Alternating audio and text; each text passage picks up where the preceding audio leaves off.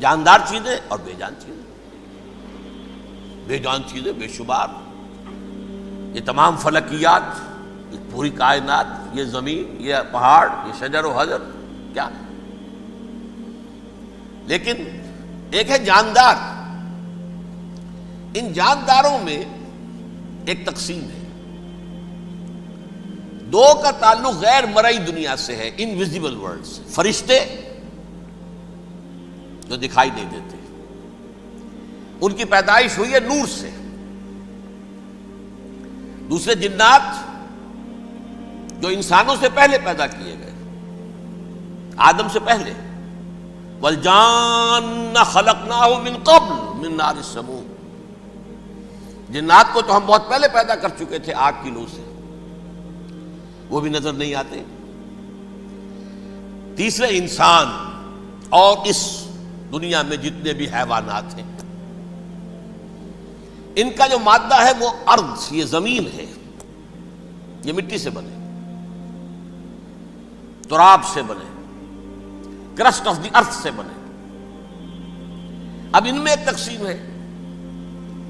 ایک وہ ہے، ان تمام میں شعور تو ہے، حیوانات میں بھی شعور ہے، خود شعوری جسے کہتے ہیں سیلف کانشسنس، یہ صرف تین میں ہے، فرشتہ، جن اور انسان. حیوانات میں خود شعوری نہیں ہے، کانشسنس ہے، سیلف کانشسنس نہیں ہے. تھوڑی سی بات سے سمجھا دوں آپ کو. میں دیکھ رہا ہوں، آپ مجھے دیکھ رہے ہیں. کتا بھی کوئی یہاں ہوتا تو مجھے دیکھ رہا ہوتا، لیکن کتے کو مجھے دیکھتے ہوئے یہ احساس نہیں ہوتا کہ میں دیکھ رہا ہوں. یعنی کتے کو یہ احساس نہیں ہوتا کہ وہ دیکھ رہا ہے مجھے، دیکھ تو رہا ہے، اس کو میں کا احساس نہیں ہے کچھ. میں جب دیکھ رہا ہوں تو میں سمجھتا ہوں میں دیکھ رہا ہوں، میں ہوں کوئی شے جو دیکھ رہا ہوں. یہ خود شعوری ہے، سیلف کانشسنس. کسی بھی کام کو کرتے ہوئے اپنے وجود کا احساس، میرا فیصلہ ہے، میری رائے ہے. یہ ہے در حقیقت سیلف کانشسنس، انا، سیلف، خودی. یہ حیوانات میں نہیں ہے، یہ ہے صرف ملائکہ، جنات اور انسان. اب یہاں مسئلہ پڑ گیا، بڑا پرپیچ مسئلہ.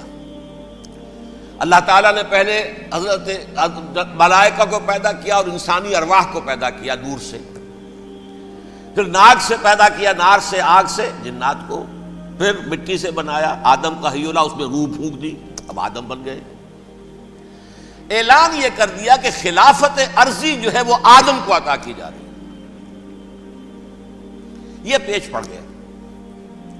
اس پر تھوڑا سا اشکال تو فرشتوں کو بھی ہوا. قرآن میں ہے سورہ بقرہ کے 4 رکوع میں، أَتَجْعَلُ فِيهَا مَن يُفْسِدُ فِيهَا وَيَسْفِكُ الدِّمَاءَ وَنَحْنُ نُسَبِّحُ بِحَمْدِكَ وَنُقَدِّسُ لَكَ. پروردگار اس آدم کو تو خلافت دے رہا ہے، زمین کے اندر اختیار دے دے گا، یہ تو فساد کرے گا، کوریزی کرے گا. ہم تیری تسبیح و تحمید میں لگے ہوئے ہیں، جو بھی حکم ہو، ارشاد ہو، ہم بجا لاتے ہیں، تو ضرورت کیا ہے؟ اس کا جواب اللہ نے دیا، انی عالم ما لا تعلمون. میری مشیت، میری حکمت وہ میں ہی جانتا ہوں، ضروری نہیں کہ تم اس کو شیئر کر سکو. لیکن یہ جنات میں سے ایک جن تھا عزازیل. اب دیکھیے کہ جنات کو ایک قرب حاصل ہے ملائکہ کے ساتھ. کیوں؟ وہ نور سے پیدا کیے گئے، یہ نار سے پیدا کیے، کتنا قرب ہے دونوں میں. انسان پیدا کیا گیا مٹی سے، مٹی انرٹ ہے، آگ بھڑکتی ہے، اوپر اٹھتی ہے، شعلہ زنگ ہوتی ہے، انرجی ہے اس میں. نور اور نار میں بڑا قرب ہے. اور عربی کے ایک قاعدے سے تو یہ ایک ہی لفظ ہے، مادہ ایک ہی ہے، حروف علت جو ہے ایک دوسرے کی جگہ آ جاتی. یہ قرب ہے، اگرچہ زمین و آسمان کا فرق ہے دونوں. فرشتہ نور سے پیدا کیا گیا ہے، وہ پاک ہے، وہ اللہ کے کسی حکم کی خلاف ورزی کر ہی نہیں سکتا. لا یعصون اللہ ما امرہم ویفعلون ما یؤمرون. وہ جو بھی اللہ تعالیٰ حکم دیتا ہے اس کی کوئی معصیت یا نافرمانی نہیں کرتے، بلکہ جو حکم لیا جاتا ہے مان لیتے ہیں. ذرا سا اشکال ہوا تھا، پوچھ لیا، جواب مل گیا، خاموش ہو گئے بس. لیکن عزازیل نامی ایک جن تھا، جو ایک تو جن ہونے کی نسبت سے فرشتوں سے کچھ نہ کچھ مماثلت تھی، قرب تھا.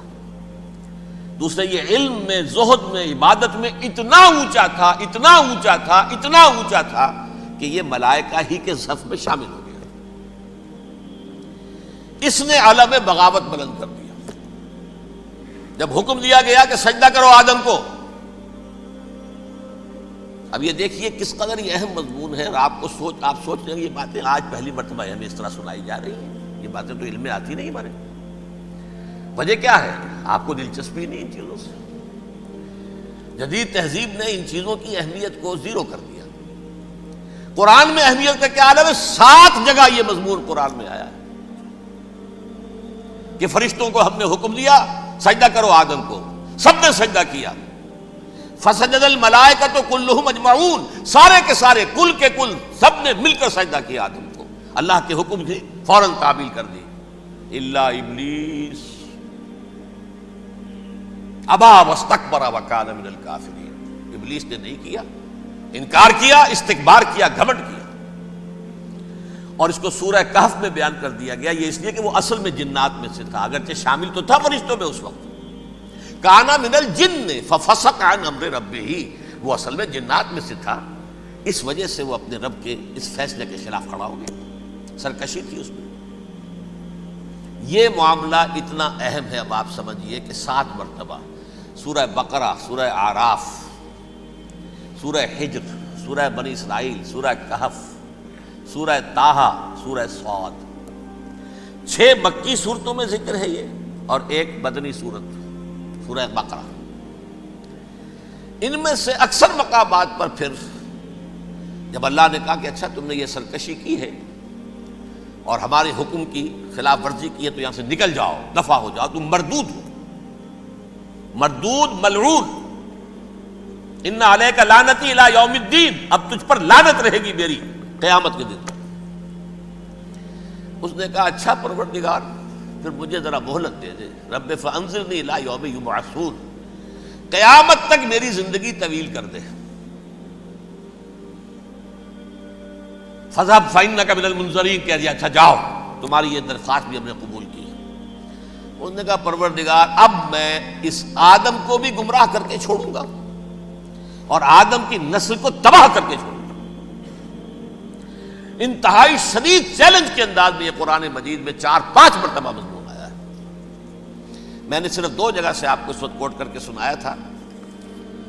سورہ اعراف میں اللہ تعالیٰ فرماتے ہیں قالا، اس پر ابلیس نے کہا فبما اغویتنی، تو اے رب جو تو نے مجھے گمراہ کیا ہے، مجھے ذلیل کر دیا، مجھ پر فوقیت دے دی، اس کو انا خیر منہ، میں اس سے بہتر ہوں، خلقتنی من نار وخلقتہ من طین، بنایا تو نے مجھے آگ سے اور اس کو بنایا مٹی سے، پھر مجھ سے مطالبہ کہ میں سجدہ کروں، اور میں نے سجدہ نہیں کیا تو اب تو نے مجھے ملعون قرار دے دیا۔